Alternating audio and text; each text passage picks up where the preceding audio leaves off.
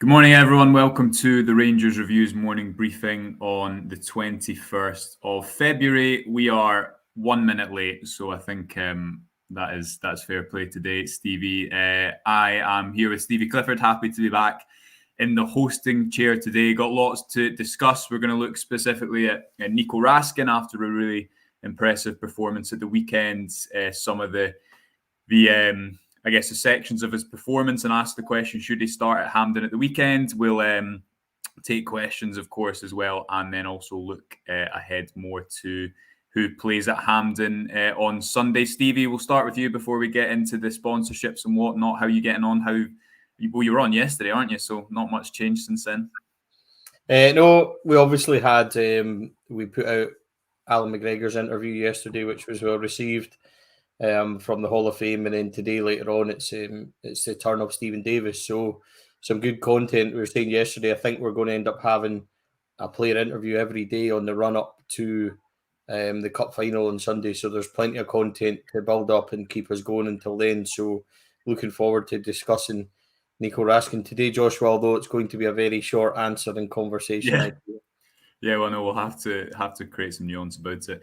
Just before we get into that, as everyone knows by now, this podcast is brought to you by Seneca, the #1 place for hair restoration in the whole of Europe. If you are thinking about going for some hair restoration, Seneca is definitely your place. And if you just want to check it out, look a little bit more about what it involves, their YouTube link as well as their website link and other social links are in the bio as well. And remember, you still have 2 days, I think it is, to enter into our competition to win 2 tickets to the Old Firm final on Sunday. This is for anyone that's a subscriber, whether you're a new subscriber or an existing subscriber.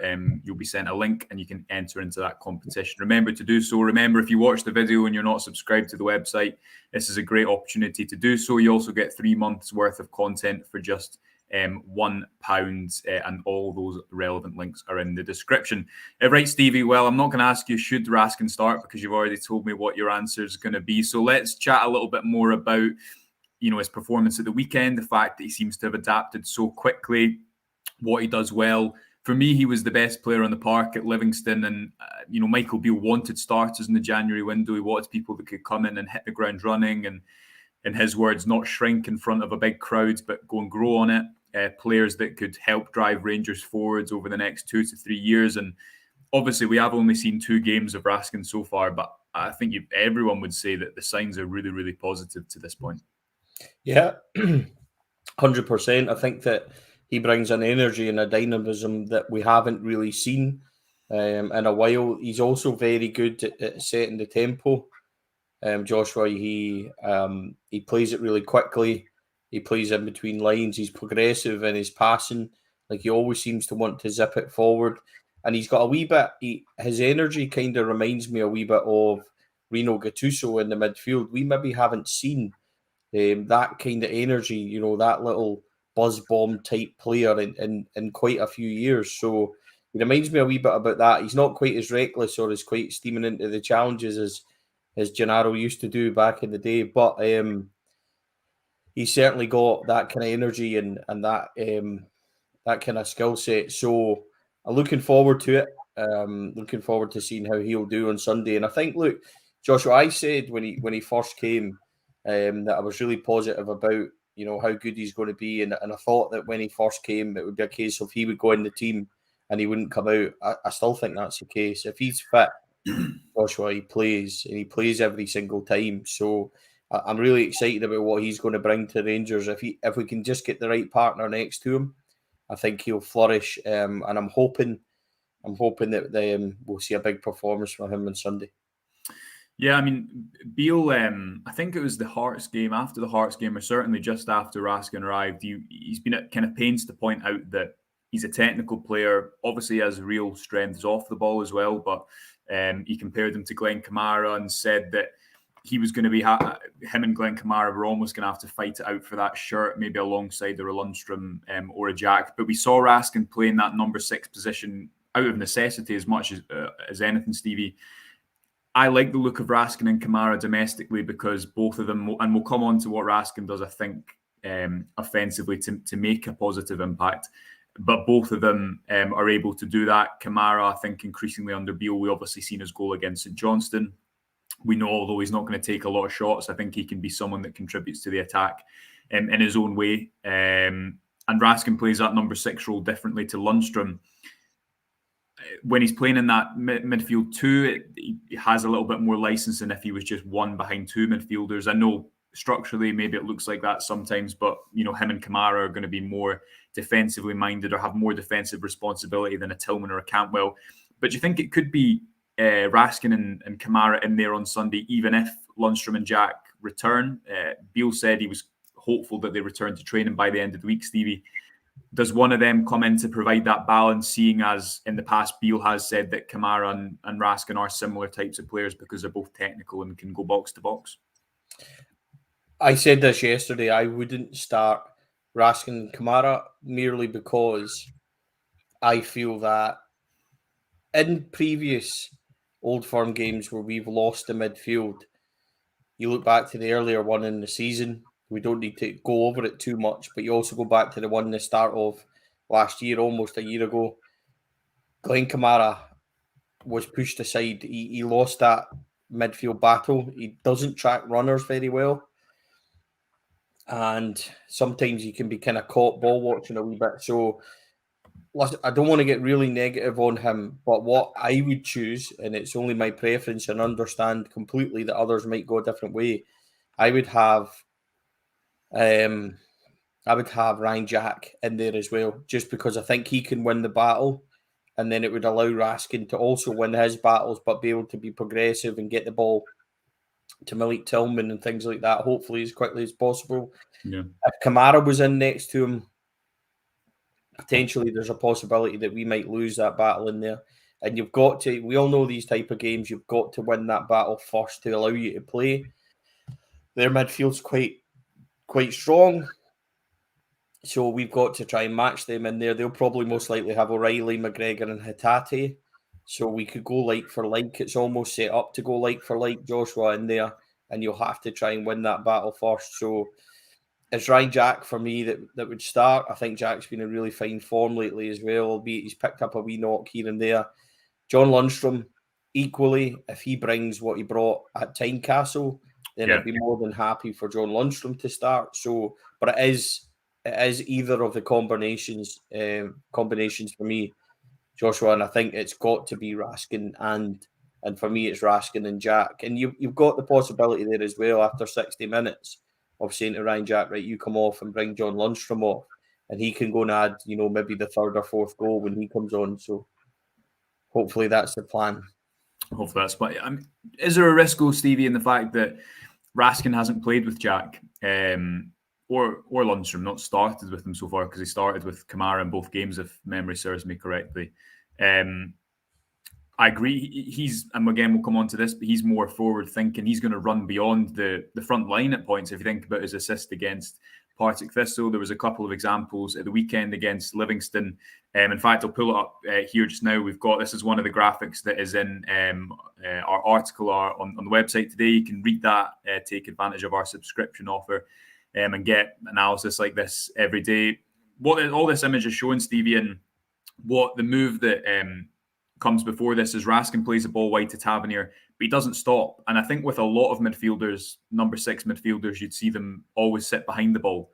But he makes a run back, beyond the defence here, and he doesn't actually get on the eventual through ball for Kent. But it's as simple as moving the defence and I think always making an extra man commit. And it was the exact same for the assist against Partick Thistle. If you watch that go back, and it's included in the piece, Raskin's able to get on the ball in the box completely untracked because he's running from deep. And I guess the opposition haven't really planned for an extra midfielder to run beyond.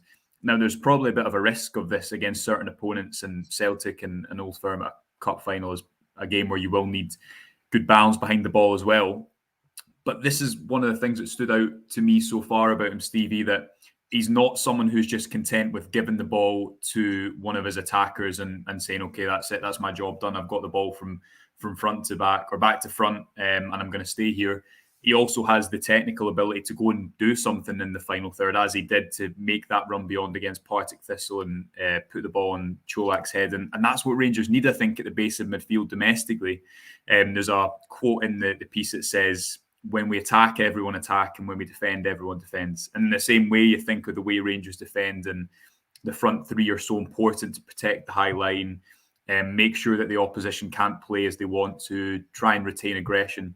I think in the same way, if the players at the base of midfield are able to contribute offensively, whether it be by runs or runs beyond the defence, as Raskin's shown so far, that could be really important when Rangers are trying to break down defences, week on week in the league. Yeah, absolutely is. We always talk about getting runners beyond, and something that Michael Beale's done really well, although albeit we didn't see it on Saturday as much. I didn't think the front three, Joshua, vibed as much as they could have done. I think they were quite quiet on Saturday, maybe until the changes. But Alfredo Morelos' strength in holding it up, he's been using that a lot. Mm-hmm. And if they can get Tillman playing off that, and they can then add Raskin to it, playing off that as well, I think that adds a different dynamic. What you've got to realise as well is on Sunday, it's a completely different game for Rangers, which may suit them in terms that Celtic won't sit in. They will try and come really strong and do what they always do. And if Rangers can break those lines and get beyond that, they will get space and they will be able to create opportunities. It's just a matter of getting the balance right, as you say, of keeping the back door shut while trying to get those spaces. And this is why one of the things you said there, Joshua, confirms what my own opinion is. And I understand completely people might want to go a different way, but for me, that progressive play that Raskin likes to do, when you said, he doesn't sit as a six, he likes to play and then go beyond. That's why I would anchor somebody like Ryan Jack just behind him, and then you would have your centre backs and Jack there constantly. And if one fullback goes, we know the other slightly tucks in anyway, so you would have a solid base there. Depending on what side they were going, it would either be Tavernier or Barisic that's sitting back, assuming they're both okay and they play, which hopefully they are. So that would be in my reasoning as well. If you're looking at Raskin and Tillman bombing on and getting forward behind your kind of front three, then that would just that wee thing you said confirms it a wee bit more for me, that I would sit with a more anchor type player like Jack. He also, I've got this here, this is his ball recovery map from the weekend, Stevie. Recovered the ball more times than any player at Livingston, 18 times. And again, I think what you see here is a nice variation between picking the ball up behind the fullbacks on either side and going up and pressing high to win it. What's interesting is there's one recovery around the centre circle. One of the things that his former manager, Luca Elsner, who managed him at Standard last season, told me is that he won't wait. He doesn't suit the game when it's static and he's just sitting in kind of a block, and he has to go and pressurise at points. He needs that freedom to go and press high and be proactive, which I think is an excellent sign as well. You can read that. The link to that is in the piece that's linked below. And as well, just finally, Stevie, we've got his pass map from the weekend, something that he did really well, and yellow indicates failure, red success. He had a 90% pass accuracy, and pass accuracy, I don't think always means much, because a player could have 100% pass accuracy, but they've never taken a risk with a pass. I think if you look where Raskin's passes haven't come off here, it's when he's trying to break lines in behind, which is a real positive. But also that switch of play towards Borna Barisic, I think it was 5 switches of play played towards the left-hand side. Another strength that his manager highlighted, his ex-manager, highlighted when he was talking to me. Just finally on what he did on the ball, Stevie, I think he was really strong playing the ball forward from deep, but as you said at the start, doing it quickly. And that makes such a difference, because I think something you could level at Rangers domestically over the last year before Beale came in was that the tempo wasn't good enough, and simply I think that quite often gave defences too much time to recover. I don't think it's necessarily set on the last year, Joshua, to be honest. Yeah. Even Steven Gerrard spoke about this problem. It was everything came together in the 55 season, unbelievably well. And even when you think about the point where the management team left, they were sitting nicely, clear at the top of the league, and they were doing okay. The form had kind of went back to where we maybe were before that year, but we consistently said, I remember, and I've said this, and I don't want to come on here and repeat myself, but it's well worth repeating that Steven Gerrard was talking about a midfield upgrade back in 2019. He was talking about money needing to go in there and needing some fresh legs. And if you look at the type of player we maybe not got and missed out on, if you believe that we were in for the likes of Veerman and stuff like that, then he's that kind of deep progressive player with speed, the ability to mix up the kind of tempo we go at. And anybody that's watched our games previously, I know that when Adam's with us and things like that in the gantry, and you listen to Adam's tactics talk and stuff, and even He'll love that. On this show, he's said that sometimes the pairings can be a wee bit similar, and maybe there's not the right kind of dynamic in there. It's nice and solid. I don't think there's ever been a case where it's not been nice and solid, but sometimes it's lacked the kind of cutting edge, the wee bit of tempo, the wee bit of difference. Sometimes when you get Kamara and Jack, or Lundstrom Jack, or Lundstrom Kamara, whoever it is, you're maybe thinking, it's not really the kind of partnership that can break lines and push forward. You put him in there with either one, it's a completely different dynamic, Joshua, that we've not had in a long time. It's no surprise to me that this boy is already looking like the part for us. And we spoke about, him maybe costing 10, 12 million pounds in an open normal market. In fact, we managed to pick him up, early doors, the best part of £1 million. And you already see the difference, the dynamic and the profile he's going to bring to us. It's just so different, but it works. It's exactly what we've been looking for and needing. It probably shows how difficult these players are to find when you think about how long we've been looking for them. It's almost like your similar storm when you're looking for Alfredo and who can we get to replace him if he's not available. It's so difficult to find that certain skill set that we need.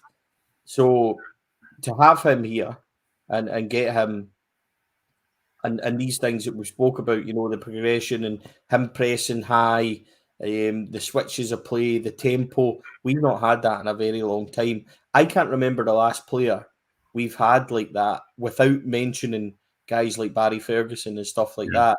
And I don't want to compare them on levels. I'm not doing that. That would be entirely unfair because Barrie was magnificent and he could do things in our midfield, all by himself. So I don't want to people think I'm comparing Nico Raskin to Barrie Ferguson, but that pressing, progression, driving forward, driving the team, setting the tempo and stuff, we've not had that kind of midfielder for a very, very long time. And I think you have to go back to Barry's days before we really get somebody that matched that kind of skill set. And that was 15 years ago. So that's how difficult it has been to find somebody like him. And I'm really excited to see more of him. Yeah, totally agree. Stephen Smith saying, have you dismissed Cantwell best man in the park against Livy? Stephen, thank you for that because I've got another article to plug in. It's about Cantwell, so I've put that in the comment section as well. Totally agree. I thought he did really well, Stevie, in that playing the Malik Tillman role, acting at kind of the base of that triangle. It's interesting to see just how, sort of points Tavernier was, a lot of points was playing in the forward line. The positions that you'd assume once Rangers got into the final third, he was at the top of the triangle, Sakala was wide and Cantwell was at the base of it. But Cantwell's the exact same discussion. It's just because he's been here a little bit longer that we've kind of already done the initial reaction to seeing him play, Stevie. But to go in a difficult away ground like Livy with a pitch, we know we've discussed it before, probably isn't the easiest to go and play on if you're not used to that. Is impressive, and I think the stat that I picked out for him was more tackles and interceptions than any Rangers player. He's someone that also does put himself about a lot off the ball. He makes quite a lot of important interceptions, more in the midfielder role maybe than the attacker role. But again, I think he deserves to play on Sunday as well. It's just a question of, it's probably two of the three of Tillman, Sakala and Cantwell. And I think Sakala would probably get the nods because he can stretch the game in behind and his performance in the Old Firm on January 2nd. Yeah, but then there's a caveat that I don't think that Fashion has played his best in the last couple of games. I thought Fashion was quite quiet on Saturday. I thought Kamar Roofe done an excellent job when he came on. He's in the mix now, Joshua, whether we like it or not. So much was his cameo on Saturday, his last 20-25 minutes. He was very, very good. Now, I get that, and I spoke about this a wee bit yesterday, Joshua, as well, that Fashion Sakala does loads of work off the ball. He'll stretch defences, he'll tire them out, and that can then create more space for the likes of Roofe coming on, who's able to capitalise on it. I'm going to be controversial, I think, probably on what you said, but I don't think Cantwell starts on Saturday on Sunday. I don't think he starts. I think he comes on. It's either Tillman or Cantwell. Now, if Tillman doesn't play, Cantwell comes in. But I think if Tillman's fit, Cantwell's on the bench. Now, the good thing with that is your options are really strong. If you're looking at the likes of Cantwell, Roofe, Cantwell, Sakala, whoever he's got coming on, even if Cantwell starts and Tillman comes on, there's options everywhere for us. But Cantwell, for me, look, has been really, really positive since he came in. He's been quietly effective. I think his work rate has maybe surprised a few people. I remember asking him that when he first really came here. I don't know if you remember, Joshua. I asked him and he said he was really surprised by this kind of opinion that's followed him. And he says, I work hard. I put in a shift. And he was adamant in saying that. And he's shown that so far. Yeah. You know, he lost the ball a couple of times on Saturday and went and retrieved it immediately. So he's been fine. He's not made the kind of impact that Nico Raskin has, because Nico Raskin is a different skill set completely to what Cantwell is. And anyone with that going into that midfield would have made a difference straight away anyway. So I think that Cantwell's slightly unfortunate in that. And also, he's coming in a position where Tillman's absolutely thrived in the last couple of months especially. So there's options everywhere for me, and it's really good. I'm just not sure. Forgive me. I'm not sure he starts. I think it's a good point, Stevie, because Rangers have similar players to Cantwell, but they probably don't have a similar player to Raskin. Yeah. If Malik Tillman wasn't here, it would have been a much worse season to watch, first and foremost. But secondly, I think you'd have seen more. Cantwell would have not had to fight for that position. I guess he's fighting for one of three positions with Kent, Sakala and Tillman. But I think because Rangers haven't had that type of player like Raskin, someone who does that in the middle of the pitch, when you eventually get it, there's more excitement towards that. But again, Cantwell's still only, 3-4 starts in. I think he's been very promising. And was it Ross County at home? I'm trying to remember when he was man of the match. I think it was Ross County at home. It was, because St Johnstone was his debut. I think he's had a pretty strong start, and there's lots of different ways you could approach it. I'm more open to the idea of starting Sakala and bringing Roofe on when the game's a bit more tired. You know, I don't think Roofe started since the Old Firm at Hampden in April. Am I right in saying that? Well, didn't Roofe start in the Europa? Didn't he start against Leipzig and stuff like that? No. Who was the semi-final where he scored? Was that Braga? That was a quarter-final against Braga. That was, I think, someone can correct me in the comments if I'm wrong, but I think it went Braga on the Thursday night and then the Old Firm at Hampden on the Sunday. And Roofe came off at that game because it went into obviously extra time. Yeah. And I think that's when he picked up his injury. So to go and start him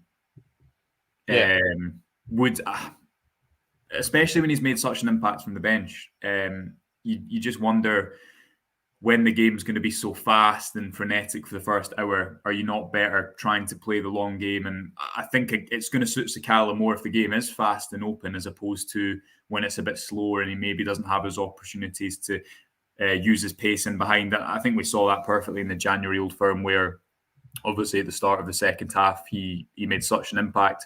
I think Kent and Morelos are certain to start. But Roofe, I mean, we can come on to talk about him as well now, Stevie. Michael Beale said after the game that he would have started if not for his injury history, which is maybe a suggestion that he is fit to start at the weekend. But to have him from the bench, it just completely changes things, because he's so much better than, I think his quality is, he is one of Rangers' best players. He's just not fit, so we kind of forget that. But to have his quality to bring off the bench, he had that shot from 20 yards, which almost found the bottom corner. Obviously wins the free kick intelligently, even though he can't outrun the three men around them, and then a poacher's goal from a corner. There's a reason that I think Michael Beale was so insistent on getting Kemar Roofe back when he came back into the club, even though a lot of people said, well, what's the point in even discussing that, because he's been out for so long. I think Rangers' squad looks a whole lot stronger, even if it is only from the bench, to have Roofe coming into games late on. Yeah, we spoke about this at the time, if you remember. How many times did Michael Beale mention Kemar Roofe in his opening pressers and in his discussion with us? He mentioned him, a dozen times or so during that whole time. And it was evident really early on that he still thinks that he's going to be a massive part of it, and he still really rates him, and he's still really, fond of him. It's interesting when you look at his comments around Kemar Roofe as well. He's almost pushed him away, or pushed him along rather, in his pressers, as well as being, it's up to him. It's up to him how he quickly comes back. He needs to push on, stuff like that. That's an interesting kind of wee dynamic as well that he's done. So I feel that maybe Kemar Roofe's one of these guys that needs that drive. He needs to be driven. He needs to be pushed. He needs to be, kind of managed like that. And I think Michael Beale can do that. They got on obviously really well, and you would imagine from the time before that he was here and stuff. And if you're getting shown that level of, if Kemar Roofe knows how much the manager values him, that's what I'm trying to say, that he's perhaps going to push himself on as well. And, Michael Beale's a completely different dynamic to Giovanni Van Bronckhorst in a press conference. So you get more out of Michael Beale, and he's shown Kemar Roofe more love, as want of a better description, in these pressers than Gio ever done, because Gio was maybe a wee bit more, a less descriptive, and a wee bit more cutthroat when it comes to Kemar Roofe. He's not fit, we can't include him, we can't discuss him, kind of thing. Whereas Michael Beale pushed him on and always said how important he is. When you get that kind of reaction from a manager to a player, I can only imagine that it'll kick him on. And I thought that his cameo, I said this yesterday, I thought his cameo on Saturday was excellent.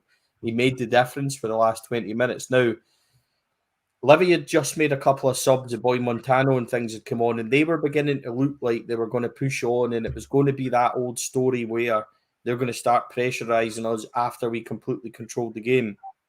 Roofe came on, and he changed that for Rangers completely. It swung it back towards us, as you said. He then won the free kick, which brought the red card, brought the goal, and then he's had the movement. That shot that you were talking about for the bottom corner, that was actually going in. Turns out to be a very good save. The boy got a really good hand on it. So that one just, I think that might have been inside of the post, maybe going in himself. So he can strike it, look, he can finish. His movement's really good strength. And as well, which is important, Joshua, Antonio Cholak is a completely different striker to anything we've got. Kemar Roofe can go on and play where Morelos does and how Morelos does. Maybe not to the same level, because I think Alfredo is completely different in that way to others, but Kemar Roofe's got the strength to hold it up. He's got the movement. He can be a 9. So if we find ourselves having to go light for light replacement, or we don't fancy Antonio Cholak, because Hampden's quite a big pitch, and then, there's lots of space in it, sometimes he can get isolated. So it's maybe a different type of game, and Roofe can play that 9 as well, which I think is important. But he's, we maybe don't think it, but he's definitely in the mix, and he'll be in the manager's thoughts for Sunday, absolutely. Yeah, absolutely, Stevie. Just a couple of comments to finish. Alan says, hope you enjoyed your holiday, Joshua. Thank you, Alan. That's very kind of you. I did. And just finally from Broken Nose Boxing, he says, appreciation comment. Love the channel. Watch every video. Well done on the consistent high quality coverage. Thanks for that. And remember, folks, if you do want to support our work, the best way to do that is subscribe on YouTube and subscribe to the website. At the moment, you can get 3 months for just £1. And obviously, until tomorrow night, be entered into a competition to win 2 tickets for the Old Firm final on Sunday. Right, Stevie, that'll do us. Just now, we're going to hear from the manager later, whose press conference is today at Hampden, quite a long time before the game. But see if there's any updates on Tillman, Jack, and Lundstrom, among other things. But until then, thanks very much to all of you who have joined us. Remember to subscribe, and we will speak to you